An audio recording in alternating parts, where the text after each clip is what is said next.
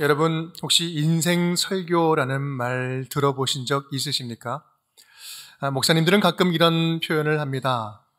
이 설교는 제 인생 설교입니다 라는 거죠. 자신의 삶과 정체성, 진정성이 가장 잘 녹아져 있는 설교를 말하지요. 설교를 듣는 성도님들에게 인생 설교는 무엇일까요? 아무래도 내 인생에 가장 큰 영향과 깨달음을 준 설교 말씀을 말하는 거겠죠. 여러분은 그런 설교가 있으십니까? 저는 오늘 말씀을 준비하면서 이런 질문을 저에게 던져보았습니다. 내게 만약에 딱 한 번의 설교의 기회가 주어진다면 나는 어떤 설교를 해야 할까? 어떤 설교를 할 것인가? 그러면서 드는 생각이 설교를 할 때마다 이것이 오늘이 지금이 마지막 설교다라고 생각을 하면서 말씀을 전해야 되겠다라는 생각도 해보았습니다. 오늘 등장하는 스데반 집사님이 그러한 마지막 설교를 했습니다. 그런데 스데반 집사님은 마지막 인생 설교를 따로 준비하지 않았습니다. 엄밀히 말하면 설교를 미처 끝내지 못하고 끌려나가서 순교를 당하게 됩니다. 당시 성도들에게 있어서는 너무나 큰 충격적인 장면이 아닐 수 없죠. 도대체 스데반 설교는 어떤 특징을 가지고 있었길래 그러한 반응이 있었던 것일까?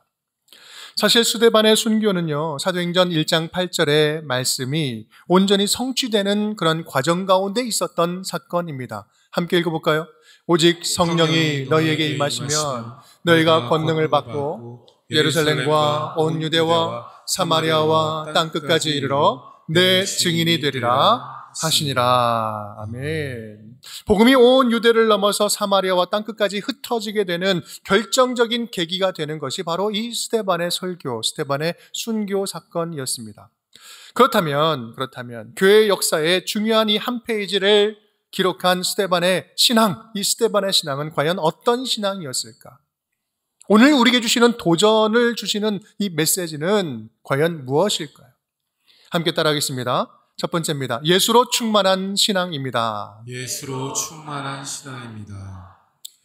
사도행전 7장에 접어들면서 신약의 가장 긴 설교가 등장을 합니다. 산헤드린 공의회에 잡혀온 스데반이 2절부터 47절까지 긴 분량의 변증 설교를 하게 되죠. 스데반의 지금 공의회에 잡혀온 죄목이 뭔지 아십니까? 그것은 바로 성전과 율법을 범했다라는 거예요. 스데반의 설교는 그것에 대한 반론인 거죠. 엄밀히 말하면 설교라기보다는 논증을 바탕으로 한 변론이었습니다. 스데반의 변증 설교의 요지는 이거예요. 너희가 예루살렘 성전에 그렇게 집착하고 있는데 이스라엘 역사를 한번 바라봐라. 우리 하나님은 어디에도 갇힐 수 있는 분이 아니다. 어디 한 군데 갇혀 있는 분이 아니다라는 것을 이야기해요. 48절 우리 함께 읽어볼까요? 그러나 지극히 높으신 이는 손으로 지은 곳에 계시지 아니하시나니. 아브라함을 한번 바라봐라. 아브라함을 처음 부르신 곳 어디냐? 이방 땅 메소포타미아였다. 요셉을 바라봐라. 하나님은 요셉과 함께 어디 있었어요? 애굽 땅에서 우리 요셉을 인도했다. 모세를 봐라. 애굽과 미디안 광야에서 하나님은 직접 당신의 백성들을 끝까지 인도해내셨다.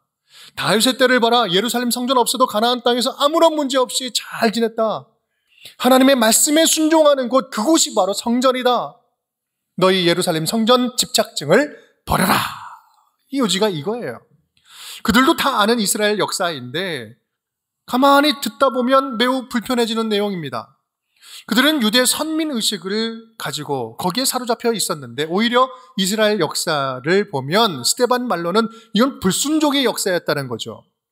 율법 자체가 중요한 게 아니라 그 율법에 온전히 순종하는 것이 중요했는데 역사를 거슬러 보면 불순종의 역사였고 이스라엘 역사는 거절과 반역의 역사였고 수치스러운 역사였다는 거예요. 그런 조상들에게 하나님은 끊임없이 당신의 본 마음을 보여주시려고 구원자를 보내주셨는데 끝까지 계속해서 거절해왔고 급기야는 하나님의 아들 예수를 보냈는데 그도 거절하고 죽였다. 너희가 죽였다. 52절 이렇게 표현하고 있죠. 이제 너희는 그 의인을 잡아준 자여 살인한 자가 되나니. 이 설교에 쭉 이어오면서 뒷부분에 이렇게 이야기하고 있는 거예요. 역사를 모르는 사람, 이스라엘 역사를 모르는 사람은 그 자리에 한 사람도 없었을 것입니다. 다만 스데반의 설교에 특이한 점이 있었다면 이스라엘의 모든 역사를 예수 그리스도의 관점으로 재해석하고 있었다는 거예요. 그 관점으로 보니까 기존에 알고 있던 역사와 완전히 다르게 보이는 거예요. 여러분, 똑같은 세상의 역사도요, 어떤 한 사람의 개인의 인생도 어떤 관점으로 보느냐에 따라 완전히 다르게 해석할 수 있습니다. 우리들의 삶도요, 어쩌면 하나님의 눈으로 보면 내가 지금까지 알아왔던 나의 인생과는 완전히 다른 이야기가 될 수 있어요. 나는 완전히 실패한 인생이라고 낙심했는데 오히려 주님 보시기에는 그것이 성공한 인생일 수 있고요. 반대로 나는 흠잡을 데 없이 완벽하다고 생각했는데 다시 보니 예수의 방법으로 그 눈으로 살펴보니 내 인생은 참 수치스러운 인생이었다라고 생각할 수도 있어요. 지금 사내들인 공의회에 모인 사람들이 그랬습니다. 자기들은 아무 흠잡을 데 없이 선민으로 잘 살아왔다고 생각했는데, 자부했는데 예수의 기준으로 비춰보니, 스데반의 말씀으로 비춰보니 우리는 살인자였고 반역자였고 수치스러운 인생이었다는 거죠. 그래서 그들은 스데반의 설교를 듣기가 너무나 괴로웠던 거예요. 54절 함께 읽어볼까요? 그들이 이 말을 듣고 마음에 찔려 그를 향하여 이를 갈거늘. 어떻게 했다고요? 이를 부득부득 하는 거예요. 여러분, 굉장히 특이한 표현이죠. 이를 간다. 어떤 동물적인 모습이 보이지 않습니까? 야수의 모습이 보입니다. 그때 스데반이 이렇게 이야기를 합니다. 55절, 56절 우리 밑줄 부분만 함께 읽겠습니다. 하나님의 영광과 및 예수께서 하나님 우편에 서신 것을 보고 말하되 보라, 하늘이 열리고 인자가 하나님 우편에 서신 것을 보노라 한데, 하나님을 보는 거예요? 예수님을 보는 거예요? 여러분 보십시오. 하나님이 보이고 그 오른편에 예수님이 서 계십니다. 여기 말씀에는 들어있지 않지만 생략된 문장이 있을 것 같아요. 나는 보이는데 안 보입니까? 이런 거죠. 아무도 못 보는데 스데반의 눈에만 보여요. 성령 충만하고 예수 충만한 스데반에게만 하나님께서 특별히 지금 하늘을 열어서 보여주고 계시는 거예요. 그러면 하나님은 도대체 왜 당신의 모습을 슬쩍 스데반에게 보여주셨을까? 보자 우편에 계신다라는 이 표현은요, 관용적인 표현인데 모든 주권을 가진 통치자, 심판을 맡은 최고의 권력자를 의미합니다. 그리고 또 왕 곁에 서 계신다라는 이 표현은 왕께 변호하는 자, 왕 옆에 서서 변호하고 중보하는 자, 중재하는 자의 이미지를 이야기하고 있는 거예요. 이것을 한마디로 종합하면 이겁니다. 세상 모든 것을 다스리고 통치하고 심판하는 주권자가 하나님 아버지 앞에서 스데반을 변호하고 스데반을 중보하고 계신다라는 말씀이에요. 여러분, 이것이 바로 스데반에게 살짝 하늘을 열어서 보여주신 이유입니다. 죽음의 경각간에 있는 스데반에게, 두려워할 수 있는 스데반에게 용기와 담대함을 주시려고 말입니다. 여러분, 이 장면을 통해서 우리는 꼭 기억해야 합니다. 세상은 야수처럼 우리를 삼키려고 틈만 나면 물어뜯고 괴롭히지만 그럼에도 불구하고 예수 그리스도, 예수님은 그 순간에도 우리를 위해 아버지 곁에서 어떻게 하신다고요? 변호해 주시고 중보하고 계신다는 말씀이에요. 이 세상이 너무 힘들어도 예수님처럼 생각하고 예수님 마음으로 이해하고 예수님처럼 살려고 몸부림치는 자들에게 내가 지금도 너를 위해서 간구하고 지금 하늘의 광경은 너를 위해서 중보하고 있으니 조금만 더 힘내보자. 끝까지 포기하지 말고 우리 믿음으로 이 세상을 살아보자. 너희가 세상에서는 환난을 당하나 담대하라. 내가 세상을 이미 이기었노라. 하나님은 자신을 보여주시면서까지 그 사실을 확인시켜주고 싶으신 거예요. 왜요? 우리의 믿음이 흔들리지 않게 하기 위해서. 사랑하는 여러분, 스데반이 하늘에 계신 하나님과 우리 중보자 예수 그리스도를 바라보았던 것처럼 오늘도 우리를 위해서 쉬지 않고 일하시는 그 하나님의 형상을 우리도 믿음의 눈을 들어서 바라볼 수 있기를 간절히 축복합니다. 우리 눈에는 보이지는 않아도 지금도 하늘에서 일어나고 있는 팩트, 사실은요, 우리를 위해서 우리 주님께서 뜨겁게 중보하고 계신다는 말씀이에요. 로마서 8장 26절 함께 읽겠습니다. 이와 같이 성령도 우리의 연약함을 도우시나니 우리는 마땅히 기도할 바를 알지 못하나 오직 성령이 말할 수 없는 탄식으로 우리를 위하여 친히 간구하시느니라. 아멘. 스데반이 성령으로 충만하니 영적인 눈이 열리고, 스데반이 예수로 충만하니 하늘 보좌 우편에 계신 예수님을 직접 하나님께서 보여주십니다. 여러분, 이것이 우리가 예수 안에서 충만해야 할 이유 아니겠습니까? 스데반처럼 성령으로 충만하고 예수로 충만하여서 어떤 상황 속에서도 요동치 않는 담대한 믿음의 자녀들이 다 될 수 있기를 주님의 이름으로 축복합니다. 두 번째입니다. 함께 따라하겠습니다. 뒤로 물러서지 않는 신앙입니다. 뒤로 물러서지 않는 신앙입니다.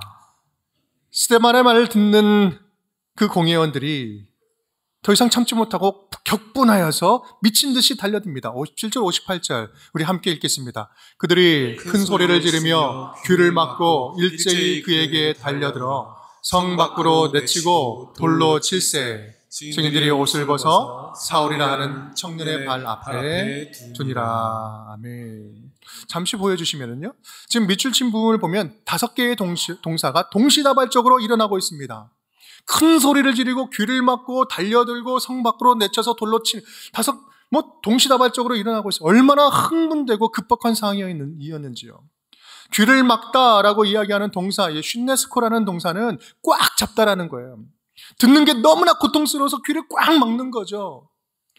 오늘 여기에서 표현은 안 했지만 아마도 지금 이야기하고 있는 스데반의 입도 틀어막았을 거예요. 여러분, 입틀막, 귀틀막이 지금 이때부터 시작되었어요. 강제로 끌어내는 겁니다.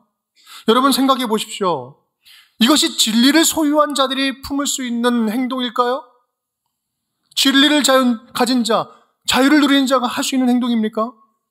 공회에서 사실관계를 파악한다면 서로 변론하면서 시시비비를 따지면 돼요. 그것이 지극히 상식적입니다. 하지만 그들은 이미 짐승처럼 이성을 잃어버렸어요. 성령이 없기 때문에 그렇죠. 달려들다라고 이야기하는 이 호르메산이라는 헬라어 단어는 거라사 군대 귀신, 성경에 또 한 번 나왔는데 거라사 군대 귀신이 돼지떼에게 달려들어 들어갈 때 썼던 그 단어를 이 자리에서 또 동일하게 쓰고 있는 거예요.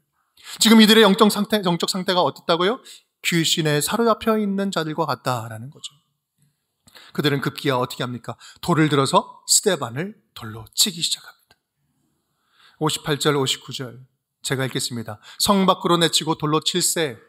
증인들이 옷을 벗어 사울이라 하는 청년의 발 앞에 두니라. 그들이 돌로 스데반을 치니 스데반이 부르짖어 이르되 주 예수여 내 영혼을 받으시옵소서 하고, 돌로 친다는 이야기가 지금 2번이나 연속해서 반복되고 있어요. 사실 스데반은 그러한 자신의 죽음을 예감했을지 모릅니다.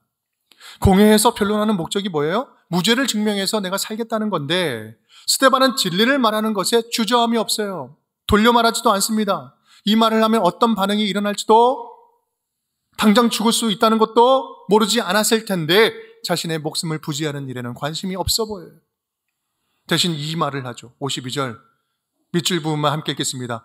이제 너희는 그 의인을 잡아준 자여 살인한 자가 되나. 예수님이 율법과 성전을 완성하러 오신 구원자 메시아이신데 너희가 죽였다라는 거죠. 너희는 명실공히 명백한 살인자여 더 나아가서 메시아를 죽였다. 죽음의 위협 앞에서도 결코 물러서지 않는 신앙, 그것이 바로 스데반의 신앙이었습니다. 아마도 가만 놔뒀으면 베드로의 솔로몬의 행각 설교에서처럼 강력한 회개 촉구를 했을 것입니다. 어찌할꼬 예수를 믿으라 이야기를 했을 거예요. 하지만 그럴 겨를도 없었습니다. 왜냐하면 참지 못한 공의원들이 재판도 안 끝났는데 끌어냈기 때문에 그렇습니다.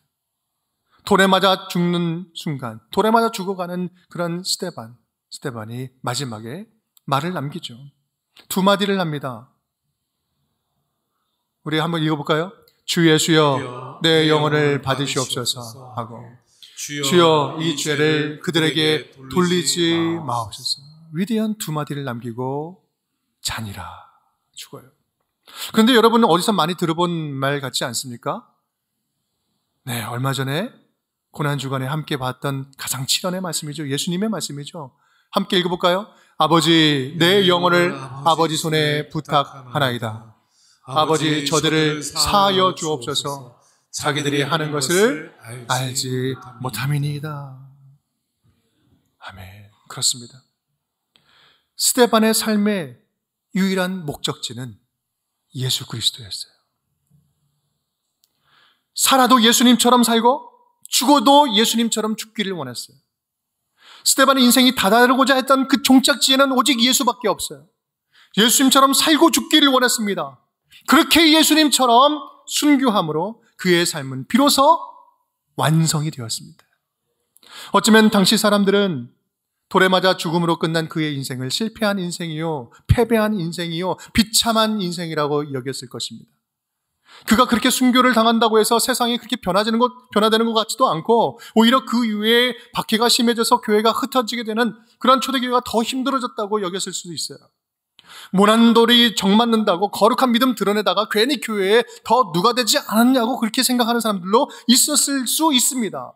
아무도 기억하지 못할 허무한 죽음 정도로 여겼을 수 있어요.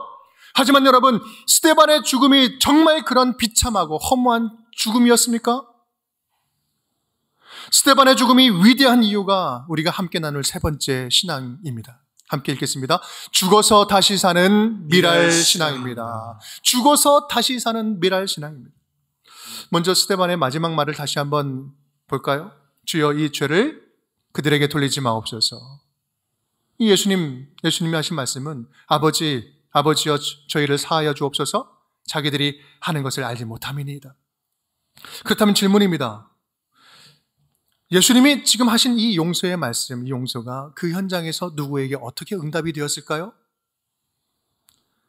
지금 예수님을 끌어다가 십자가에 못 박고 있는 군대의 지휘 책임자 백부장이 그 현장에서 예수를 영접합니다. 백부장이 그 된 일을 보고 하나님께 영광을 돌려 이르되 이 사람은 정령 의인이었도다. 또 한 사람이 있습니다. 예수께서 이르시되 내가 진실로 내게 이르노니 오늘 내가 나와 함께 낙원에 있으리라 하시니라. 누구예요? 옆에서 함께 십자가에 달려 죽던 한 사람의 죄인, 그 사람도 예수님의 용서 안에서 회심하게 되죠. 여러분, 십자가의 그 현장에 있던 이 사람들이 회심했던 것처럼 스데반이 죽어가는 오늘 그 현장에 함께 있던 한 사람도 이제 곧 회심하게 됩니다. 그게 누굴까요? 네, 사울이었습니다. 오늘 본문의 가장 큰 신학적인 특징이 있다면 그것은 이 사울이라는 새로운 인물이 이제 죽어가는 스데반이라는 인물과 겹쳐서 등장하고 있다는 점이에요. 한 사람이 순교로 사라지고 다른 한 사람이 교회의 역사에 등장하기 시작합니다. 사도행전의 저자인 누가는 이것을 의도적으로 정확하게 겹쳐서 지금 표현하고 강조하고 있는 거예요. 그리고 58절, 돌로 칠 때 사람들이 옷을 벗어서 사울 앞에 두었다라고 이야기를 하죠. 돌로 친다는 이야기가 2번 강조되었습니다. 그 사이에 사울 이야기가 껴있어요. 이것은 이 사도 바울이 돌로 치는 이 죽음, 스데반의 죽음에 책임 있는 유대 지도자였다는 것을 강조하고 있는 것이죠. 회심하기 전에 사울은요, 스데반을 적극적으로 죽이는 자였습니다. 하지만 사울은 우리가 잘 알듯이 어떻게 돼요? 얼마 지나지 않아서 스데반이 그랬던 것처럼 예수 그리스도를 구주로 영접하고 예수를 증언하는 증인이 됩니다. 그리고 스데반처럼 똑같이 순교자가 돼요. 여러분 한번 생각해 보자고요. 스데반도 헬라파 유대인이었어요. 사울도 헬라파 유대인이었어요. 그들은 같은 지역에서 혈통적으로나 종교적으로나 함께 지냈던 동료자, 동족이었습니다. 어쩌면 둘은 한때 같은 회당에서 우정을 나누던 그러한 친구 사이였을 수 있어요. 그런데 어느 날부턴가 스데반이 예수를 믿고 달라졌어요. 그의 믿음이 변질되었다고 생각하니 사울은 배신감도 커졌을 겁니다. 그 배신이 증오가 되고 종교적인 열심을 포기할 수 없었던 사울은 급기야 스데반을 죽이는데 적극적으로 가담하게 됩니다. 그리고 죽는 현장의 책임자로 서 있게 돼요. 그렇게 모든 것이 다 끝나는 듯 했는데 여러분 그게 끝이에요? 아니요. 끝이 아니라 시작이었습니다. 사울이 스데반처럼 예수 그리스도를 믿고 크리스찬으로 회심하게 되죠. 사울이 예수를 믿게 되면서 여러분 가장 먼저 생각났던 사람이 누굴까요? 스데반이 자기에게 했던 말, 죽으면서 남겼던 그 용서의 말, 그 말과 행동들 똑똑하게 생각나지 않았을까요? 여러분 스데반을 떠올리는 바울의 마음, 스데반을 생각할 때 바울의 마음은 어땠을까요? 스데반만 생각하면 눈물나게 자기가 미워지고 가슴이 아리며 미안해하지 않았을까요? 스데반이 죽는 현장에서 외쳤던 저들이 하는 것을 알지 못한다고 죄를 돌리지 말라고 외치는 그 용서의 말이 살아 움직여서 바울이 죽는 그 순간까지 끝까지 가슴에 새겨져 있지 않았었을까요? 그렇습니다. 스데반은 사도 바울이라는 기독교의 위대한 인물 탄생을 위한 미랄이 되었던 거예요. 스데반이 하늘의 밀이 되어서 죽음으로 죄인 중에 괴수였던 사울이 사도 바울로 부활하게 된 것입니다. 요한복음 12장 24절 우리 함께 읽겠습니다. 내가 진실로 진실로 너희에게 이르니 하늘의 밀이 땅에 떨어져 죽지 아니하면 하늘 그대로 있고 죽으면 많은 열매를 맺느니라. 아멘. 기독교 역사에 스데반이라는 미랄이 죽어서 바울이라는 새 생명이 태어났고요. 바울이 미랄처럼 죽어서 수많은 교회가 태어났습니다. 흩어진 교회들이 스데반처럼 바울처럼 미랄되어 죽어간 현장에 또 다른 미랄들이 태어났고 교회가 곳곳마다 세워지고 2000년간 그 미랄의 역사가 흘러와서 지금 저와 여러분이 믿는 자로서 구원받은 자녀로 이 자리에 앉을 수 있는 것입니다. 여러분, 누가 스데반의 이러한 미랄 같은 죽음을 헛되다 비참하다고 말할 수 있겠습니까? 스데반의 죽음은 결코 비참한 죽음이 아니라 허무한 죽음이 아니라 하나님 앞에서 완벽한 죽음이자 삶의 완성이었습니다. 왜 그렇습니까? 또 다른 생명을 살리는 인생이야말로 하나님이 가장 존귀하게 여기시는 가장 가치 있는 인생이기 때문에 그렇습니다. 여러분, 우리 스스로를 한번 돌아보았으면 좋겠어요. 스데반의 죽음을 통해서 사도 바울이 견고하게 세워진 것처럼 나는 얼마나 또 다른 생명을 견고하게 세워주는 자로 서 있는가? 나는 얼마나 신앙적으로나 인격적으로나 관계적으로나 선한 영향력을 주변 사람들에게 미치고 있는가? 우리 교회는 새 생명을 낳는 영적 분만을 얼마나 잘 감당하고 있으며 우리 교회 성도들은, 운정교회 성도들은, 목사들은 얼마나 새 생명을 출산하는 일에 힘쓰고 있는가? 생기를 잃어버린 인생이 얼마나 나를 통해 생기를 회복하고 희망을 잃어버린 사람들이 얼마나 나를 통해서 천국의 삶을 다시 회복하고 있는가? 우리가 받은 은혜를 또 다른 생명을 위해서 흘려보내는 우리의 작은 섬김이 그 섬김을 받는 이들에게 있어서는 얼마나 절실한 것인지, 얼마나 감사한 것인지 그 사실도 가슴 뜨겁게 확인할 수 있었습니다. 개인적으로 바라기는 이 자발적이고 기쁨으로 참여하는 이 생명 살리는 사역이 우리 교회 안에서 멈추지 않았으면 좋겠다라는 생각을 합니다. 그래서 파도 마르지 않는 샘의 축복이 우리 운정교회 성도들의 삶이 되었으면 좋겠습니다. 여러분, 이런 생명 살리는 일이 어디 우물 파는 사역뿐이겠습니까? 우리가 조금만 눈을 옆으로 돌리고 우리의 다친 마음을 조금만 열기만 해도 누군가의 신음의 귀를 우리가 조금만 더 기울인다면 지금 이 순간에도 얼마든지 언제든지 생명 살리는 그 일이 우리의 일이 될 수 있는 거 아니겠습니까? 무엇보다 예수 그리스도 안에 있는 영원한 생명을 알지 못하고 그 사랑을 누리지 못하고 맛보지 못하고 영적으로 죽어가는 사람들에게 우리가 섬김의 미랄이 되고 믿음의 미랄이 되어서 한 생명을 주님께 인도할 수만 있다면 그것처럼 하나님 앞에서 자랑스럽고 가치 있는 일이 어디 있겠습니까? 사랑하는 여러분, 우리 모두는 한 번 태어나서 한 번 죽는 인생이잖아요. 우리 모두가 생명 살리는 그 무언가를 남기고 가는 가치 있는 인생을 꿈꿨으면 좋겠습니다. 한 사람에게만이라도 선한 영향력을 끼칠 수 있는 그런 성도님들이 다 될 수 있기를 간절히 바랍니다. 그래서 또 다른 생명을 살리는 그 일에 기쁨으로 참여하는 우리 운정의 모든 식구들이 될 수 있기를 주님의 이름으로 축복합니다.